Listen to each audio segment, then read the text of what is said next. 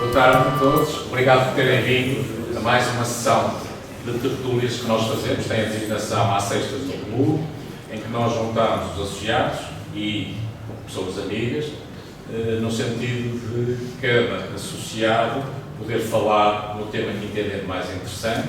Pode ser sobre a sua vida pessoal, pode ser sobre um tema que acho mais adequado. No fundo, é um espaço de partilha, de conhecimento, de troca de opiniões, em que ficamos a conhecer mais dos nossos associados, mais dos nossos amigos. Muitas vezes não temos ideia do percurso de vida que as pessoas têm e há sempre pormenores interessantes que permitem um convívio agradável, porque somos todos amigos, somos todos conhecidos. Naturalmente que depois de várias sessões que temos tido, desta vez convidamos o António Patrício, que tem uma vida longa, variada, multifacetada, com muitos interesses, muita ligação à cultura, mas também tem uma vida própria, também é importante conhecer e será uma felicidade que ele possa partilhar connosco toda a sua vivência, toda a sua riqueza ao longo de perto de 50 anos de vida que ele tem, não sei, mais anos, menos anos, não é? À volta disso.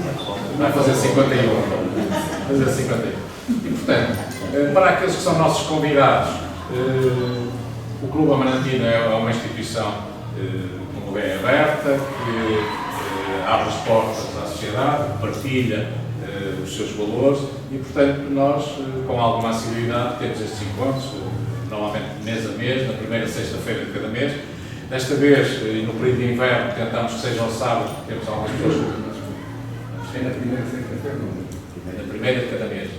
Esta, excepcionalmente, é ao sábado, embora seja à sexta do clube, é ao sábado, e tentamos que neste período de inverno de termos espaço também para as pessoas com mais idade, com mais dificuldade de mobilidade, se possam deslocar. É sempre um gosto podermos estar, partilhar, trazer as famílias, trazer os amigos e conhecermos mais uns dos outros. Portanto, o tema é livre, o António escolheu o que entendeu mais adequado, vamos ouvi-lo. Ele tem 45 minutos mais de desconto, não é? Aqui no futebol, mais de desconto. Portanto, o tempo é dele, o espaço é dele. Muito obrigado, António, por mais esta partilha e vamos todos ouvi-lo com muito gosto. Muito obrigado. Ora, boa tarde a todos. Para quem me conhece, eu sou o António Patrício. Para quem não me conhece, eu sou o António Patrício, que nasceu em Gatão e tem andado por aí. Andado por aí, por quê? Pontapé numa perna, pontapé no outro e vamos andando por aí. Eu hoje trouxe, quando fui convidado, pensei em vários temas, porque eu tenho, através da Universidade de Sena, pós da Universidade de Sena, tenho uma série de temas que eu podia trazer para aqui, mas eu tentei trazer este por uma coisa muito simples. Porque é uma obra que todos olham e poucos veem. Mesmo aqueles que frequentam a igreja, veem muito pouco. E, portanto, é preciso chamar a atenção para alguns pormenores, que alguns são mesmo pormenores, e outros para algumas coisas que estão escondidas e que as pessoas precisam de saber que existem e porque é que elas existem. Eu escolhi 3 em 1. 3 em 1 porque é o que agora se usa nos detergentes, nos utensílios da cozinha e por aí fora, portanto é 3 em 1. Falar sobre a igreja de São Gonçalo, vamos falar começando pelo princípio, pela fundação. E encontra-se uma coisa muito engraçada. Há 3 pessoas fundamentais no início do convento de São Gonçalo, para começar o convento de São Gonçalo. E há uma instituição que não é diferente da que nós temos agora.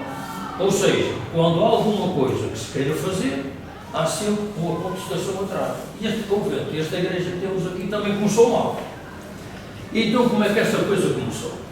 Temos um frade, que por acaso até se chamava João de Amarante, que sabendo do que se passava em São Gonçalo, porque ele estava aqui na igreja velha, que aqui existia, onde São Gonçalo foi sepultado, ele dizia a sua prática doutrinal, deu a conhecer ao provincial em Braga, ao Frei Jerónimo de Padilha, o que se passava em Amarante.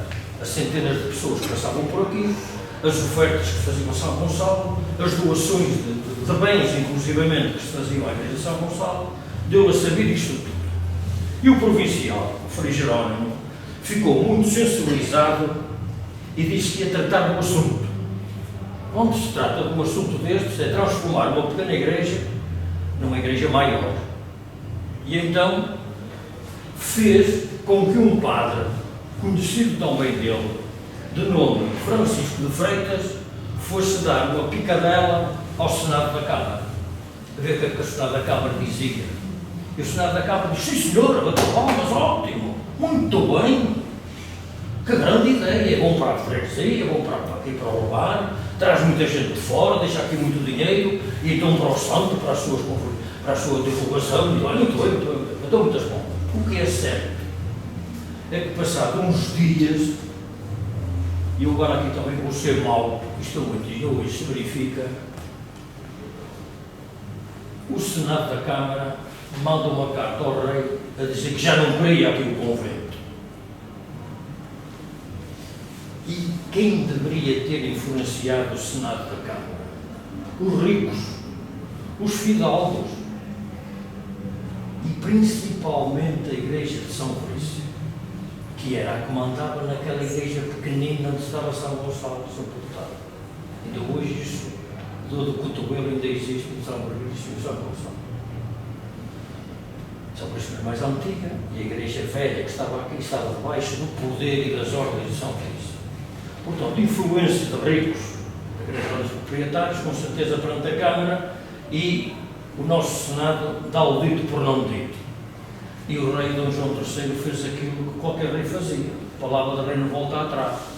Vamos avançar com as obras e eu até patrocino a obra. E então, com estas situações todas, estes imbróglios, que é que o provincial, o Jerónimo, Frei Jerónimo de Padilha faz? Chama Afonso Madaílo e chama João de Ledesma e mandam-os tomar conta da igreja de São Gonçalo.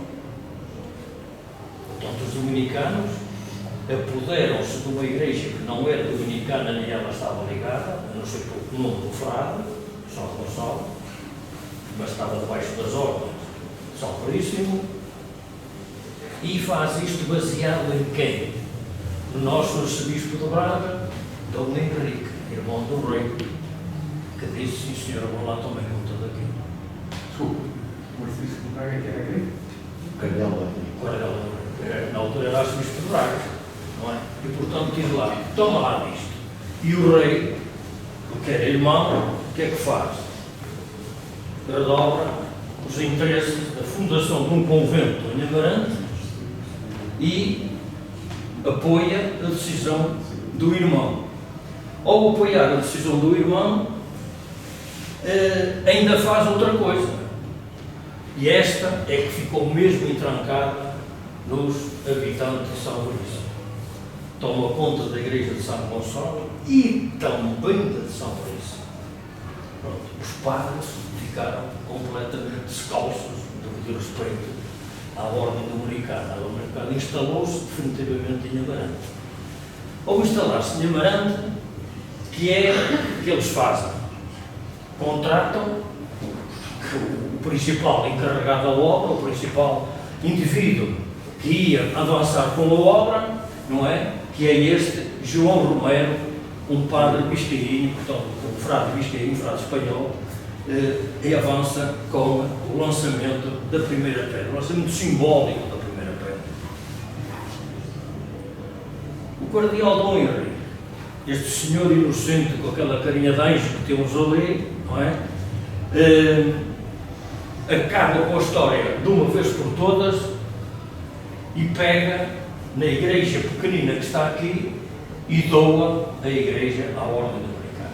Primeiro tomou conta das duas e depois dá a igreja velha, pequena que estava ali, à ordem dominicana. E ficou com a mão, com a pata, portanto, depois eu costumo dizer, em cima da igreja de São Veríssimo. E esta, agora com confidência, e esta brincadeira deu tão mau resultado que até as pinturas e os quadros de São Gonçalo que havia dentro da igreja de São Veríssimo desapareceram. As pinturas pintaram por cima, as paredes, e o resto desapareceram.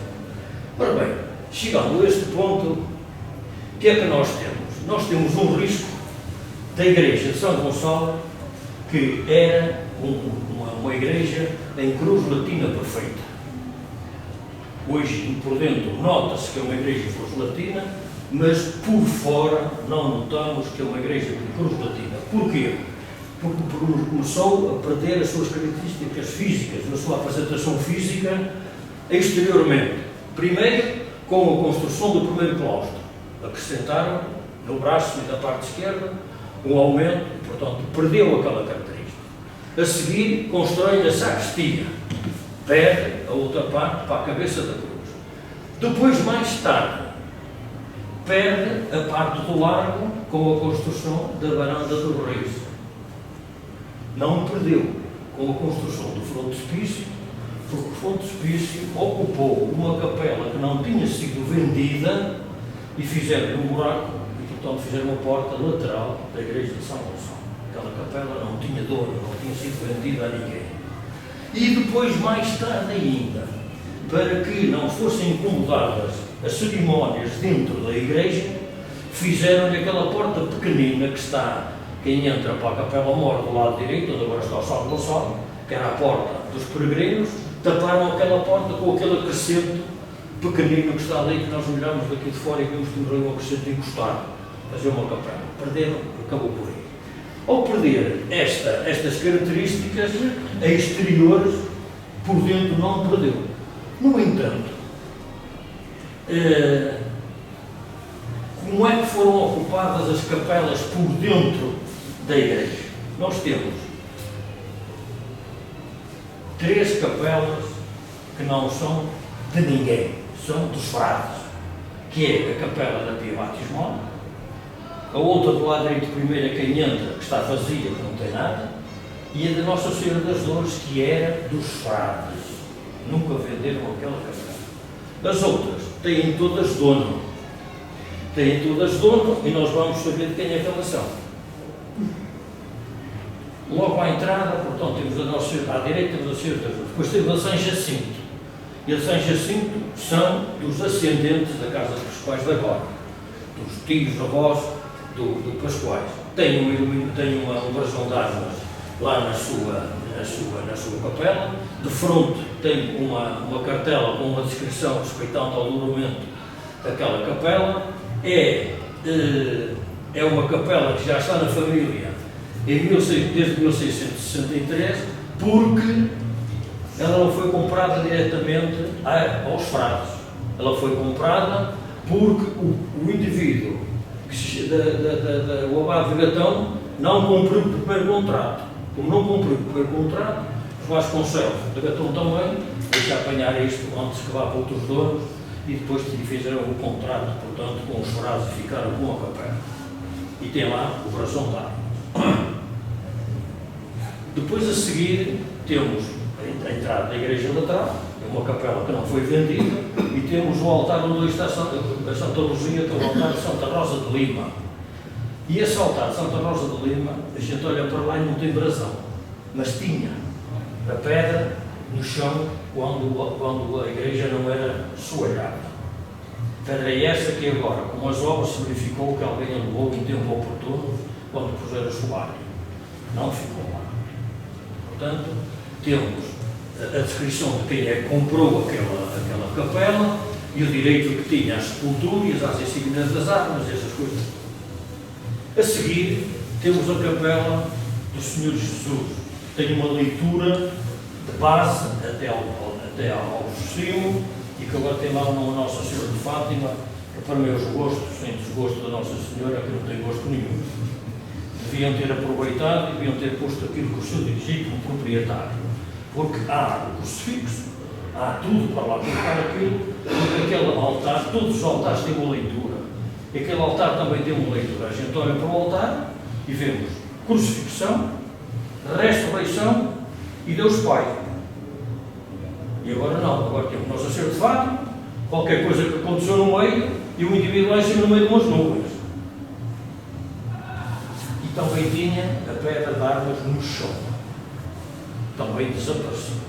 Também não está lá. Voltando ao fundo da igreja e começando do lado esquerdo, temos a capela da pia batismal, e depois temos Santo António das Donas. Santo António das Donas, porquê? Porque os irmãos, Pugas e Antas, aquele Francisco, que era corregedor da cidade de Puga, o irmão Gonçalo, que era inquisidor lá na Inquisição, era juiz inquisidor, compraram aquela capela e deram imensos bens àquela capela. Mas deixaram escrito quem eram as administradoras, eram as irmãs que eles tinham, que eram solteiras. E então, dos bens que deram à igreja para comprar aquela capela, ficou escrito, e está lá na parede, escrito, que é para ajudar os mais pobres no casamento, qualquer coisa de necessidade que eles tivessem, e tal por aí fora. No livro de Fazenda da Convento de São Gonçalo é extremamente confuso esta capela de Santo António das Donas, tem muitas páginas, porque apareceram os documentos que foram dados diretamente aos frades, depois apareceram outros que estavam em foro, e depois havia outros que tinham rendas de outro género, de outros princípios, e para outros fins, aquilo muito confuso. No entanto, é para sabermos que é Santo António das Donas, precisamente porque os dois irmãos, que até têm nomes que nem se parecem um com o outro, delegaram aquela para as suas sepulturas, dos seus pais, e para as irmãs e as administradoras daquela capela quando fossem vivas. Depois, a seguir, temos uma capela que está envolta numa situação aborrecida. E porquê? Porque aconteceu naquele tempo como é que acontece agora. Não é? Eu sou o senhor, bato as botas e chega um sobrinho ao pé de mim, quando tenho filhos, dá um pontapé no rabo, apaga aquilo que eu fui e põe lá as armas dele, foi o que aconteceu este indivíduo. Comprou a capela, um João Teixeira Pinto, e pôs-lhe lá um brasão do género daquele que está ali a cores. Uma cruz com um unicórnio por cima, que é as árvores do Teixeiras. Mas quando bateu as botas, o padre Bernardo, que era familiar, que tomou conta daquela, que herdou aquela capela, limpou o brasão do familiar e pôs as dele, que eu estou convencido, como não existem e eram em madeira, estou convencido, e como o altar foi incendiado pelos franceses, que é o altar da Nossa Senhora do Rosário, estou convencido que as armas também arderam a conta do incêndio. E eram, portanto, as armas daquele género estão lá, Teixeira Vieira, e por conseguinte também tinha o seu brasão lá em cima. A seguir temos a Capela de Santiago. Esta Capela de Santiago está envolta num negócio muito engraçado. E porquê? Porque é que ela tem aquele tamanho, porque é que tem aqueles benefícios todos e aquelas coisas todas? Por seguinte, é que este senhor já tinha uma capela na Igreja Velha e, portanto, exigiu que tivesse uma capela lá. Não quis que lhe pagassem, exigiu.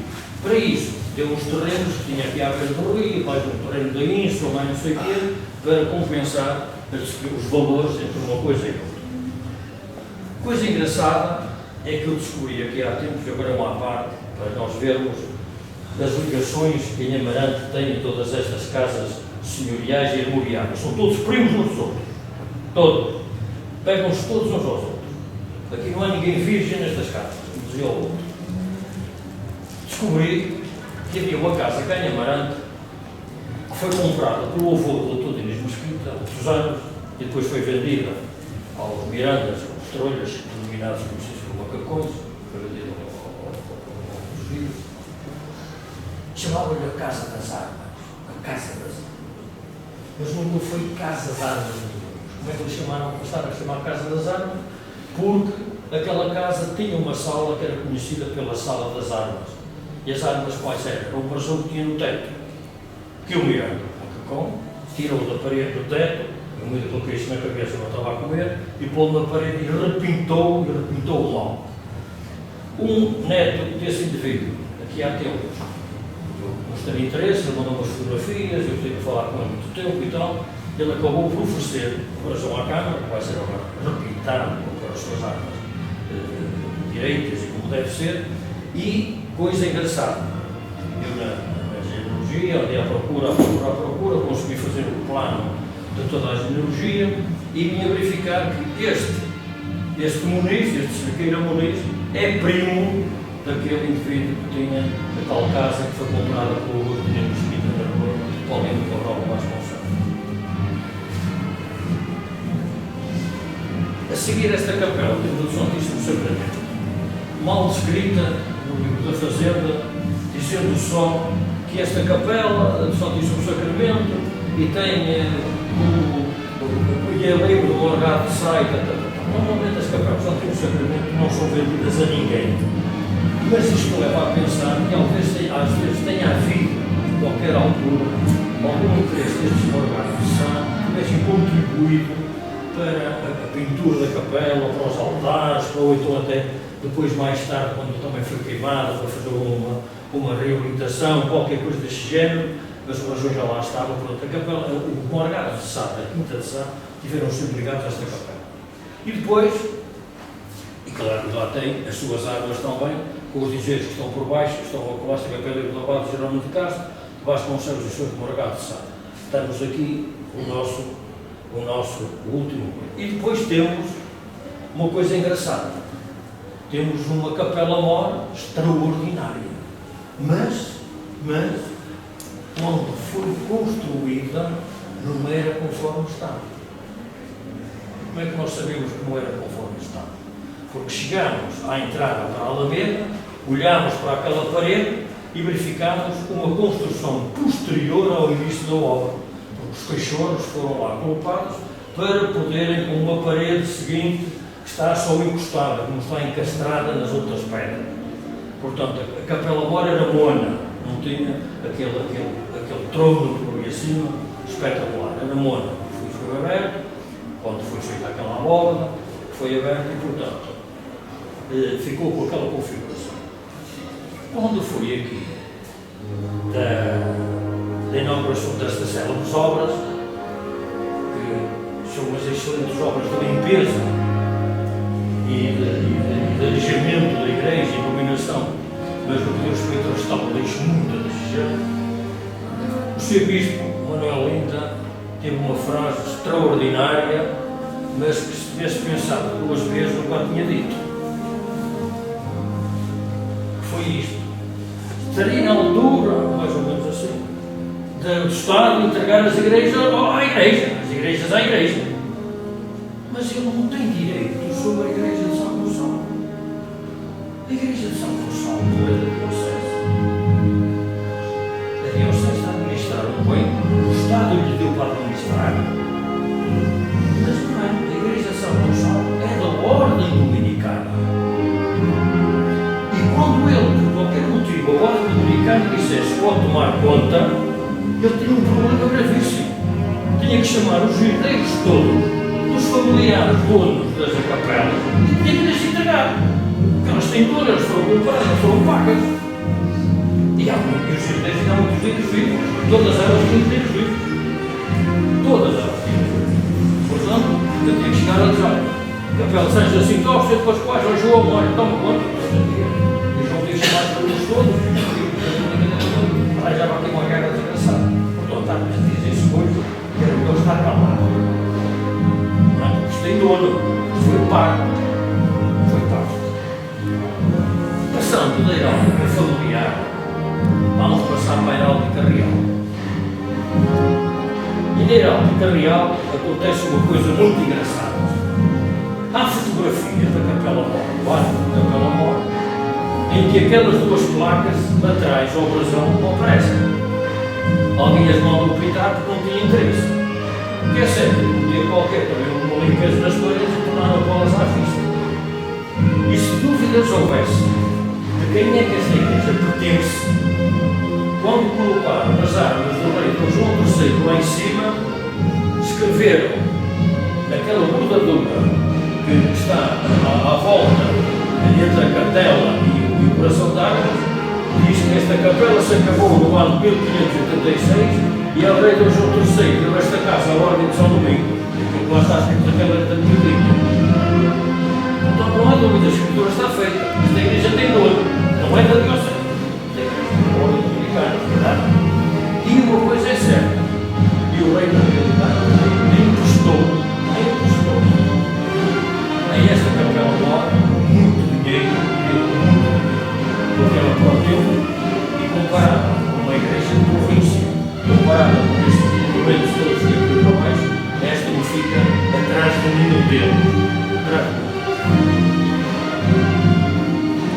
A heráldica real está representada muito bem na Igreja de São Gonçalo. E, afinal, não está lá só a heráldica real de Dom João III e de Dom Pedro II.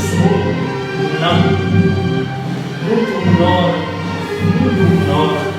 do pequeno fontanário, estão lá as armas do príncipe falecido, filho de Dom João III e pai de Dom Sebastião. Estão lá as armas de Dom João Manuel, no fontanário da Alameda Teixeira de Pascoais. E porquê que a gente sabe que são as armas do filho, são as armas do príncipe de João Manuel, filho de Dom João III?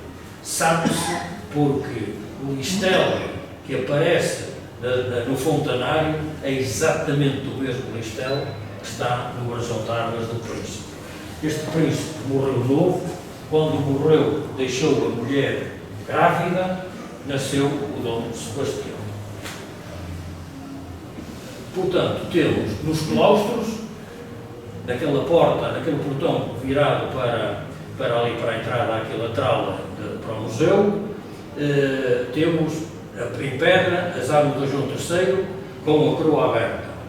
Temos as armas do filho no fontanário e temos as armas de Dom Pedro II a rematar o frontispício da Igreja de São Gonçalo. E como é que nós sabemos que são as armas de Dom Pedro II? Sabemos que são as armas de Dom Pedro II porque a coroa é uma coroa fechada, não é uma coroa aberta. Ele, para dar um ar de sua graça à ordem dominicana, porque a gente olha para aquele brasão de armas, podemos julgar que ele que era membro da ordem da Viz. Não era. Ele não pertencia à casa da Viz.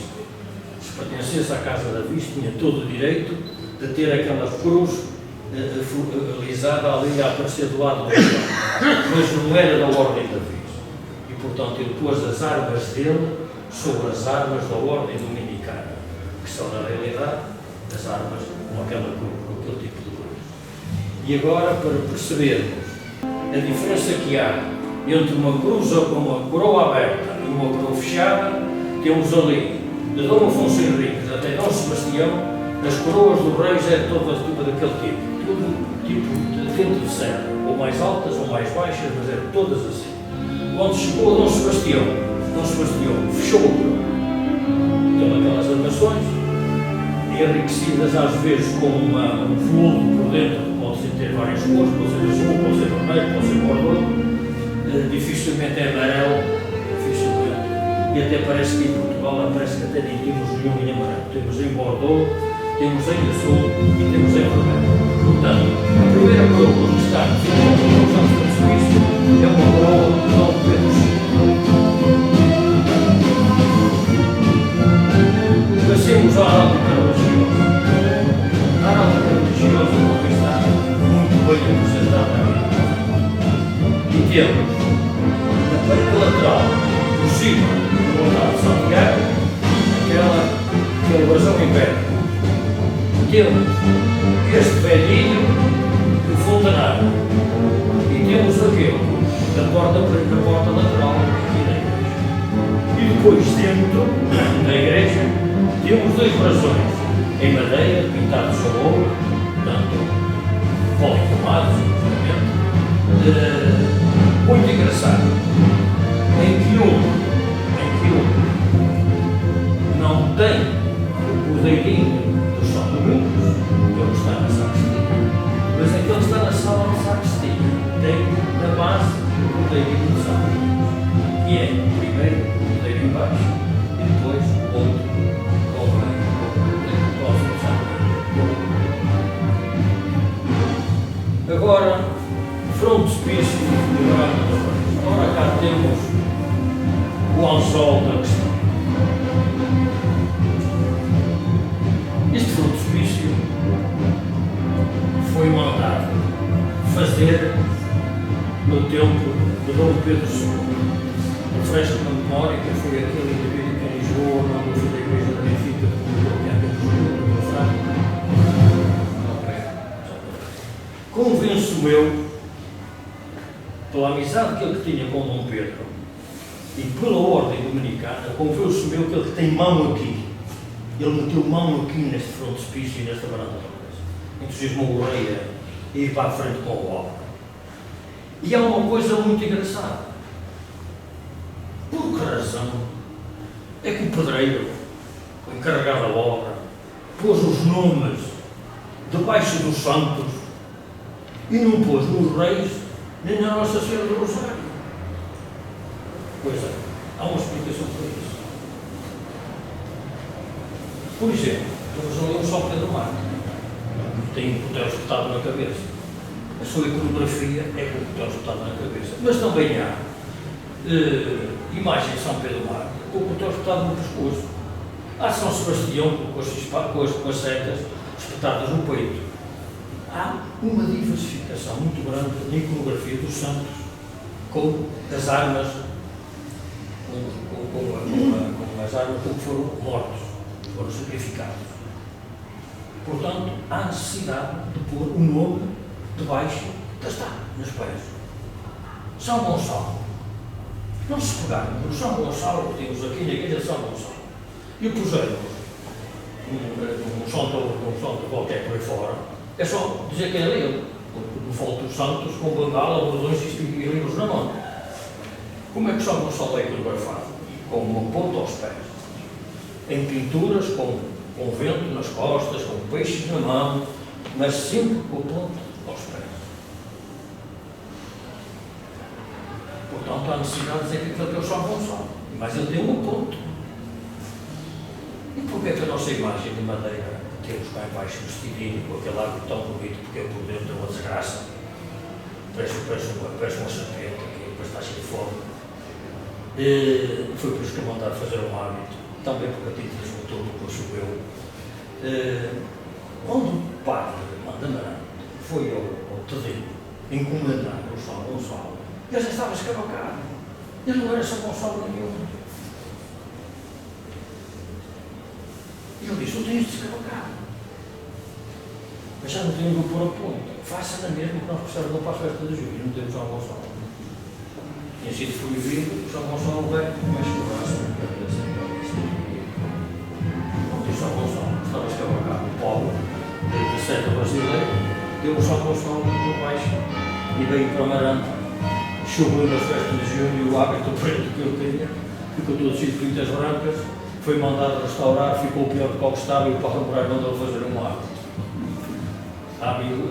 hábito esse, que passados uns anos foi enriquecido, com o Hérdio de um amigo nosso que estava aqui, que devia ter recebido por Hérdio e não recebeu, um coração em ouro, que foi oferecido e que depois, com uns movimentos que houve, que há uns anos esta parte de São Gonçalo, também não estava daquele estado.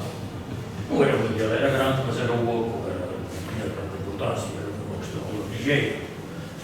Ora bem, portanto puseram-se o nome nos santos, mas a Nossa Senhora não tem nome. E porquê que a Nossa Senhora não tem nome também? Se tem os outros, porque a Nossa Senhora não tem por baixo a Nossa Senhora do Rosário. São só 3 letras, N, S e R. Porquê que não tem? Porque a iconografia de Nossa Senhora do Rosário é única. É uma Nossa Senhora, um filho ao colo e com o Rosário na mão. Não há mais imagem nenhuma de senhoras que tenha esta configuração que não seja a Nossa Senhora do Rosário. Já com Nossa Senhora das Guias, já com Nossa Senhora da Penha, já com Nossa Senhora de não sei de onde, da Serra, coisa do género, já não é bem assim. Já há muitas parecidas, iconograficamente. Mas com Nossa Senhora do Rosário, não. É uma Nossa Senhora, com o menino ao colo e com o Rosário. Portanto, não preciso ter nome, toda a gente o conhece. E agora vamos passar para alguns erros da questão. Só uma coisa muito pequena. Olha que o, digamos, São Pedro Marco também tem uma espada de grande peito. Tem um ferro. Pois, até uma espada. Tem também não por dois. A Varanda dos Reis. A primeira fotografia que nós temos da Varanda dos Reis é do Flau. E pode-se ver que elas têm coroas em dentro de serra, que foram roubadas, pelo menos pelos monumentos nacionais para Lisboa para limpar e limpar nas DBs. Aqui há tempos tentei saber onde é que elas andavam, mandei para lá uma carta muito bonita, muito cheia de vossas excelências, e quem me respondeu disse: é verdade, sim senhora, vieram para Lisboa para tratar, o tratamento e tudo mais, mas sinceramente não lhe sei dizer onde é que elas param. Ora, se é basta ir aos Jerónimos ou à Batalha ou outro sítio qualquer, que é onde elas estão. No entanto, temos um monárquico 100% Canhamarante, que já me diz, eu já fui saber ao par, ele já foi saber ao par, de que se nos autorizarem, paga as coroas para o Reis de Amarante. Seja no material que for, ou que não seja com facilidade de gradação, por vedete ou por ferrugem, paga as coroas para o Reis de Tiar e sabe-se quais são as coroas que lá estavam e como é que elas eram feitas. E agora temos a questão. Francisco Reis Beck é contemporâneo do homem. E não se põem nomes por baixo das estátuas dos reis, porque os reis não se repetem a sua iconografia. Os reis não repetem a iconografia. São vistos assim, são pintados assim, são esculpidos assim. E Reis Beck, quando escreveu o nome dos reis que estava na varanda dos reis, olhou para a varanda dos reis e leu assim, para a esquerda. E leu Dom João III, Dona Catarina, Dom Sebastião e Pedro II, e reforçou ao tempo do qual foi feita a dita obra. Está escrito. Como é que um padre de nome Silvestre, qualquer coisa, que ao responder a umas inquirições, mete o nariz num sítio em que não tinha nada que meter, porque não meteu no frontispício, não é?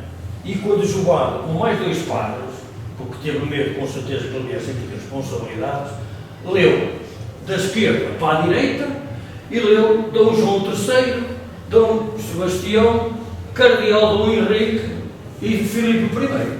Ora, vejam lá a pouca vergonha que aquele gajo vai dizer 30 e tal anos depois da obra estar feita. Ele não conhecia de certeza a obra de Reis Beck. Foi publicada em Lisboa, não chegou lá assim. Ora bem, portanto, temos a leitura do Padre Silvestre, que é esta. Eu disse sempre, e o meu pai também me dizia que não estava lá em cima de cordial, porque quer o meu pai, quer muitos de vocês que estão aqui, são do tempo em que as mulheres usavam mantinha para ir para a igreja. E usavam mantinha para ir às festas, e usavam mantinha para ir aos bailes, cadeiras todas, aqueles lenços. E então, verifica-se que ali, aquele que está de saia, não é um cardeal. Primeiro, porque não tem cara de homem. Em segundo lugar, porque tem uma mantinha na cabeça. E iconograficamente, nas pinturas de Dona Catarina, a mantinha aparece na cabeça. Mas voltando atrás, um minuto, cá temos então a leitura do Reis Beck em cima, a azul, e a leitura do Padre Silvestre em baixo, a vermelho. Só acertou no Dom Sebastião. De resto não acertou em mais nenhum. Vamos então agora ver a iconografia dos reis que lá estão em cima. Dom João III. Há dúvidas que aquele indivíduo é Dom João III. Vejam as barbas, vejam a golazinha que ele tem, vejam a expressão. Não há dúvidas que este que é Dom João III. E esta, há dúvidas que é um homem? Não há. Está lá. É uma mulher. Está ali. Tem a mantinha na cabeça, o cabelo apanhado, dois enchidos, aqueles ponchos ali nas orelhas, por causa do frio, tem ali aquilo tudo direitinho. Portanto, esta é uma mulher. E este? Há dúvidas que é Dom Sebastião? Não há dúvidas. Olhem a posse dele, o pescoço, aqueles reforços das ombreiras da armadura, o reforço dos cotovelos, a maneira como ele está a pegar na espada, não há dúvidas. A gola ao pescoço, não tem dúvida. E se dúvidas houvesse, este último é que não tem dúvidas absolutamente nenhuma. É o único rei que os avançou ao pescoço. Dom Pedro II. Cara inocente, parece que não parte um prato, mas trocou igual exilado, que eu limpou com pinta, como a gente costuma dizer agora, com pinta inteira, não é? E temos aqui, portanto, Dom Pedro II, com a cavaleira postiça. Lá temos a cavaleira postiça, que naquele tempo ela andava sempre cheia de piolhos, e o lencinho ao pescoço, que não deixa dúvidas a ninguém. E se dúvidas houvessem, os senhores é como dizer quem são os reis que agora estão do lado. Destes 3 artistas está algum lá em cima? São os 3 Filipes. Não está nenhum lá em cima. Nenhum. Eles nem coroas usavam. Usavam aquele chapéu. É assim que se quer como na frase. Aqueles bigodes levantados para cima.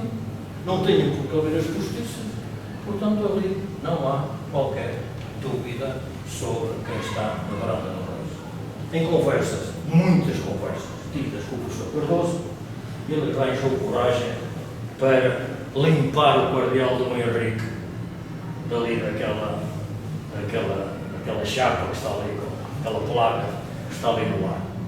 E quando ela foi substituído o cardeal Dom Henrique por Dona Catarina, passados uns dias encontramos aqui no café e disse: parabéns, ó professor. Porquê, meu Deus? Então já arranjou isto, só que eu não posso dar um abraço. Disse: não é porquê? Falta lá o Dom Pedro.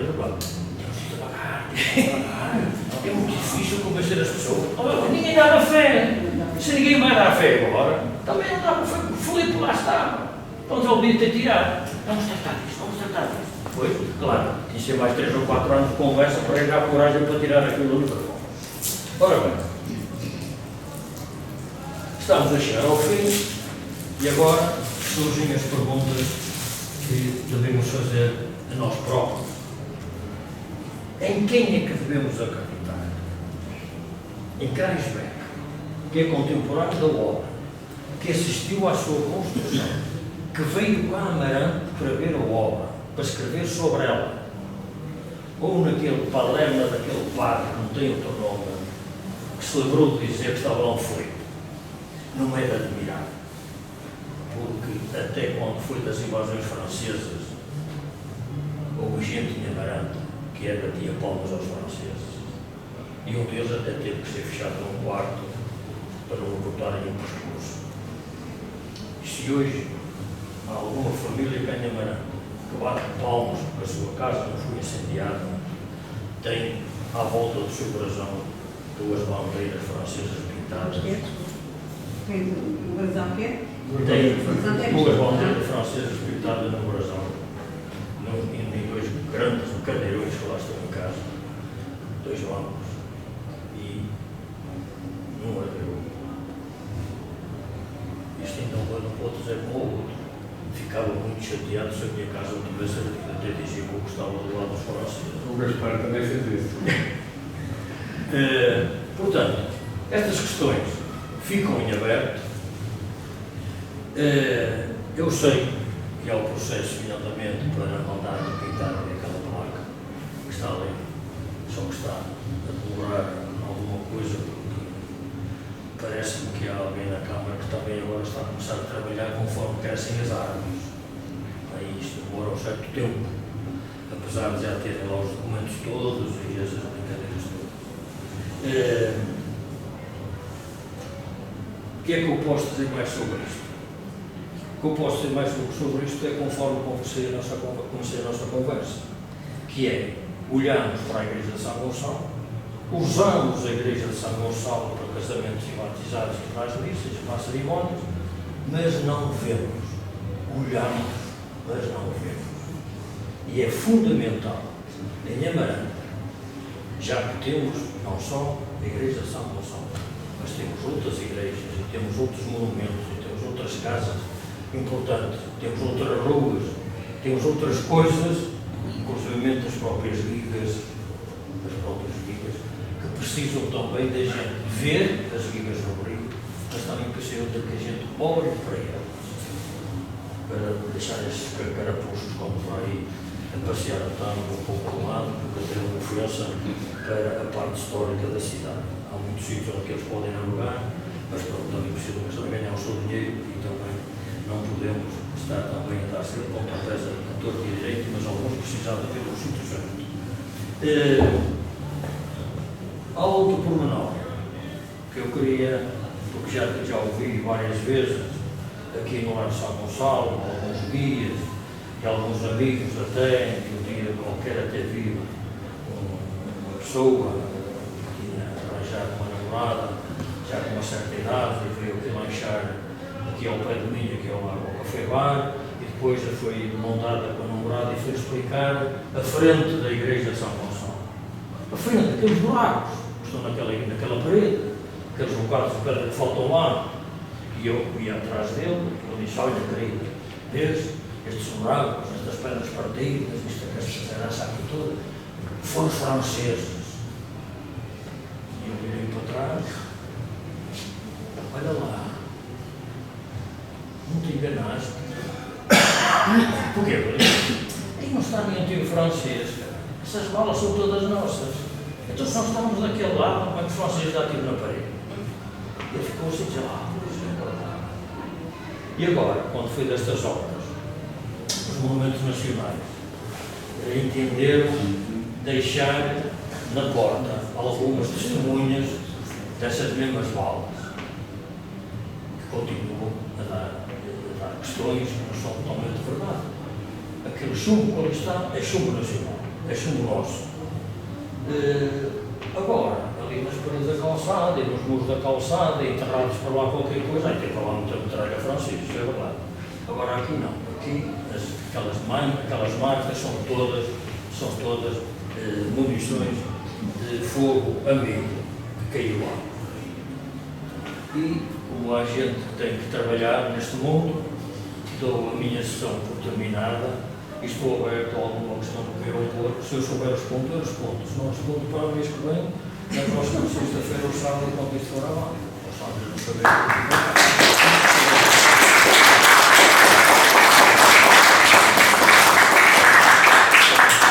Se quiserem falar. Só que em relação à porta, devia haver uma explicação para isso. As pessoas chegam ali e perguntam quem é que é. Em relação à porta. À porta, sim. Não tem explicação. Devia ter lá, totalmente. Devia ter qualquer coisa. Aquela piedade que tem a entrada, a saída da ponte. Cruzeiro de França. É original ou Não, é uma cópia. É uma réplica. A original está aqui sempre um pouco na igreja de São Domingos. E essa também tem E também deixaram ficar botenos lá. Mas não era do lado. Ela não era do lado, era da antiga porta. É o Cruzeiro de Bifácio. O Cruzeiro de Bifácio da Está na fonte antiga que caiu. E é por isso que a ponte não caiu. A ponte antiga não caiu. A ponte antiga foi caindo por falta de obras. Foi caindo por falta de obras. E tudo começou quando aqui o patrono daqui do Conselho de Oveia deixou de ter possibilidades de manter a sua riqueza em branco e vendeu. Vendeu ao Conto Redondo. E o Conto Redondo, é por isso que nós hoje temos uma rua chamada do Cubelo, e não era assim que estava chamada. Aquela era o principal do Oveia da capital. O Conto Redondo fez uma coisa impensável. Chegou a Amarante, viu uma ponte franca, mas viu que ela estava no seu terreno. E, portanto, o que é que faz? Faz um cubelo. Mas não faz um cubelo perfeito. O cubelo é uma construção hexagonal. Ele faz um cubelo quadrado. Faz uma torre quadrada com 4 saídas, 4 portas. Uma para a rua de Gouveia, outra para a ponte, outra para a casa dele e outra para a estrada que ia para o mar. pôs estrada. E impôs portagens. Ao impor portagens, o povo descontente. Ficou descontente. Começou a revoltar-se por palavras. Porque ele fez uma coisa que é injusta, mas que nas nossas portagens hoje em dia continua a ser injusta, que é esta. Eu transporto cargas no meu cavalo, na minha carroça, sempre que passa, ali tenho que pagar. Se eu levo 5 escudos para vir do Coelho, imaginemos, à estação do caminho de ferro, não é? 2 escudos ficam ao lado. Imaginemos isto, mais 3, não é? As coisas começaram a ficar azedas, e o rei impôs-se. O rei mandou uma norma. E uma das normas do rei era que quem utilizasse a corte os seus meios profissionais, só pagava uma vez. Nem passava-se a saber. Ora bem, ele tentou explorar isto por muitos lados. E a certa altura a ponte começou a precisar de obras e ele não as fez. E a ponte foi caindo mais um lado, foi caindo mais isto, foi caindo mais aquilo, e a dada altura começou a ficar muito frágil. E ninguém se importou, da parte de quem recebeu o dinheiro, da senhora do cruzeiro que estava no ponto. Ninguém se importou. Quem é que se importou? Os daqui, do lado de cá, os da Barata. Era uma vila assim, tinha todos os condicionalismos dos conselhos. Foram lá e tiraram. E puseram na parte da festa da igreja de São Gonçalo, com uma particularidade. Puseram com a face da Nossa Senhora voltada para fora. E por dentro, porque era a parte que estava voltada para cá. Apesar da capela que está em São Gonçalo, por cima do altar do Nosso Senhor do Rosário, levar-nos ao erro. Mostra o crucifixo de Cristo. E quem olhar para mais julga que está no ponto, tem a ponto de Cristo. Mas não, estava voltado. Primeiro cá era a Senhora da Ponte, era a Nossa Senhora, era a Pietà. E a imagem que estava para o lado, a Gouveia, era o Cristo crucificado. Era uma imagem policromada, que depois de ser colocada ali, a parte que ficou ao tempo, desapareceu a pintura toda, não é? Mas a parte que ficou resguardada nas costas, então isto pode ver que era uma imagem, uma pintura muito rica. Eles tiraram essa pedra de lá. E agora, como a gente diz que ninguém nos ouve, claro, pode tirar a imagem. Se a imagem estava no meio da partilha dos 2 concelhos, no meio do arco, tiraram o fecho da morada da ponte. Ou tiraram o fecho da morada da ponte, o rio ia grande, fez por sobre lá abaixo. Mais de 2 dias, 3, depois disso eu bati. Portanto, porquê? Porque também faltou aquilo que estava no princípio sobre a terra. O Paulo Cabral tem 2 sobetos para poder sobre essa questão. Depois disso, ou a ponte já está a falar ao significado. Depois disso, aconteceu os Redondo, o que aconteceu com o Visconde de Vilarinho, na Quinta da Seda. Foi isto. Não havia ponte. O povo, quando dizer à rainha que não mandava mais impostos para Lisboa, que ficava aqui para fazer a ponte, ela manda o corregedor de Penafil a Amarante, o corregedor vem a Amarante, vê a questão, vai dormir à Madalena, adoeceu. Os daqui souberam que ele estava doente, atravessava o rio, cercando lá cá e disse ao meu amigo, você resolve o problema hoje, então já digo para fora. E o indivíduo, nada de doação, a palavra, assinou um papelinho, não é? E fizeram aquilo alguma festa, com luminárias e tudo mais, e acabaram por demolir o Coelho. Quando demoliram o Coelho, metade da cozinha do Fundo do Redondo caiu. O Fundo do Redondo ficou muito satisfeito, nunca mais pôs pés em mar. com a Quinta da Cerca, de baixo, o Visconde, foi a mesma coisa. Não queria vender, quando eu fui a Lisboa, esteve lá uma semana, quando veio, dinheiro na caixa, marca. E eu nunca fui bacana, fui com mais rápido. Exatamente a mesma coisa. Portanto, a história repete-se. Se hoje em Amarante poderá haver contestação por isto, por aquilo, por outro outro, ou desta igreja foi começada, a contestação começou também na cá. Então também começou mal. E, portanto, tudo o que tem sido feito nesta igreja não tem corrido bem e a história vai se repetir por aí fora. E estava a dizer um bocado que não havia estudo de impacto ambiental.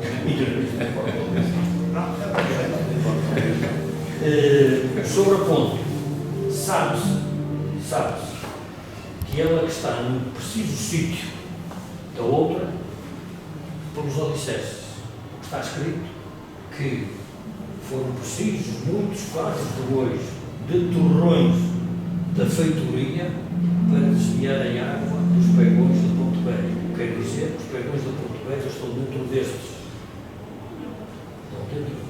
E esta ponte não vai abaixo com facilidade, só se for um tremor de terra muito grande, porque descobriu-se aqui há uns anos, quando partiu a pedra no pilar da confeiteira da ponte, quando lá foram os da Câmara meter um bocadinho da pedra que faltava, verificaram que as pedras têm um ferrinho engatado umas nas outras, que é para não sair lá para fora.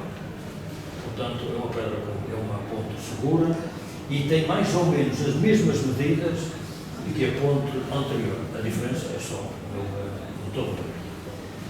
Já que estamos a falar na ponte, São Gonçalo está registado no livro, em França, no livro dos arquitetos, em França, como o seu patrono.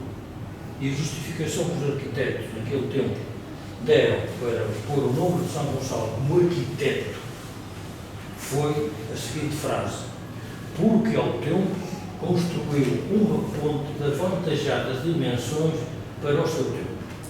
Avantajadas dimensões era só o ar dele. Era o maior e o mais difícil de construir. Este que está aqui não foi escorado do rio para cima, foi primeiro feito os pegões, os pilares, e depois o arco foi escorado para os pilares, porque eles não conseguiram chegar ao fundo para arranjar a sustentabilidade dos provos. Foi escorado para os pilares. Fizeram o arco completo, fizeram o ponte e, a dada altura, marcaram a data para inaugurar a ponte e disseram aos funcionários para tirar a madeira. Escoramento. Os funcionários, fogo, perdeu 8 dias. Ninguém foi tirar uma tábua de baixo. Quem diz, isto vai a cair. Não é? Mas não, a ponte está muito segura. Essa invenção desse tipo de cofragem. Cofragem? Deve só ao João da Mota. Sim, o de Braga. O João da Mota, que está ali. Sim. Que era o arquiteto construtor. Era o encarregado da obra. O desenhador era Carlos Amarante. O construtor era o João da Mota. E o Carlos Amarante ficou tão entusiasmado com esse sistema de ancoragem que o projeto é uma ponte para o Rio Douro. Exatamente. Há metade dessa ponte, ao desenho dessa metade dessa ponte. Está no livro. Está no livro. Está no livro Agora está a Dom Luís a aparecer uma dessas. O Carlos Amarante tinha um arco enorme que atravessava o Rio Douro e que com um certo entusiasmo em fazer essa ponte, só que chegava a cruzar aquilo que era praticamente impossível e portanto não fizeram. E o sistema era o quê? Era precisamente o mesmo, o escoramento nos pilares. Era fazerem a cofragem e escorar os pilares. Quando a Ponte Velha, a outra ponte, no ano em que ela caiu precisamente 11 anos após o tremor de terra de Lisboa, em 1763. E quando foi feita a inquisição a ver se cá em Amarante se tinha havido algum dano do tremor de terra, porque o tremor de terra simplesmente Lisboa, como Lisboa ficou, mas até o Algarve desapareceu tudo, que foi tudo, desapareceu tudo, aquela parte marítima, aquela parte da beira-mar desapareceu, principalmente essa. O que é certo é que esta ponte ao inquérito, à inquisição, disse que não, o Amarante não sofreu dano. Não sofreu dano. Mas o que é certo é que o Amarante sofreu dano com esta luta. Porquê é que alguém fez um estudo sobre isso? Porquê é que eu digo que sofreu dano? Porque o rio Tâmega corre numa falha geodésica. Se o António Botelho Grande, nós podemos ficar sempre aí. Corre numa falha geodésica. Mas há uma falha de geodésica que vem do Zão Frio e começa a ter mais amplitude, chamemos assim, a partir dali do alto de Padroneiro, do alto da Cruz de Padroneiro, e vai até Felgueiras. Cruza precisamente aqui. Portanto, talvez tivesse sido o temor de terra de Lisboa também, que deu muito dano por aí abaixo, deixasse aqui ter aquele cruzamento de movimentos e ele ficou fraco, portanto acabou aqui. Meus amigos, ficamos por aqui. Posso falar? É só o seguinte, vem das memórias parroquiais, e aliás, ficou muito bem, de facto, no mito pitoresco, um artigo que era voltado. Mas o mesmo que disse, é maravilhoso, peço-me desculpa, é o mesmo que diz que a ponte está efetivamente com as pedras a cair e com os Sim. e que já tem efetivamente estado junto da rainha, e era lavado de Gaetão, o São João de Gaetão, efetivamente esquecidos. Portanto, não é importante. Porquê? Porque, nomeadamente, já agora foi para nomeadamente, agora estão a projetar uma obra para ali, para a bandeira Teixeira das Pascoais. E é uma obra que foi muito mal estudada no aspecto de segurança. Porquê? Porque aqui ao canto está na carta de riscos que foi feita sobre a Amarante, está ali dito que é uma zona crítica. E, portanto, até relaciona com uma coisa giríssima, que é, dizem eles, a este propósito, quando foi avaliado, precisava ser avaliado de novo e recomendado que fosse estabilizar a cota de cobertura do programa à cota de 62 e não 65. Portanto, aquilo que a Câmara está ali a projetar não leva linha de conta disto. E, portanto, conclusão, a ponte caiu 3 ou 4 anos depois dos padres terem dito que ela precisava ser mantida, e, portanto, veio dois poemas do Abade Cabral e por aí para fora, mas eu não vou largar a questão, mas gostei muito. Muito obrigado, foi um gosto. Espero que os convidados que tenham gostado possam vir sempre que quiserem a estes encontros, esta partilha. É um gosto tê-los cá. E, portanto, muito obrigado. Boas festas a todos. Bom ano. Obrigado.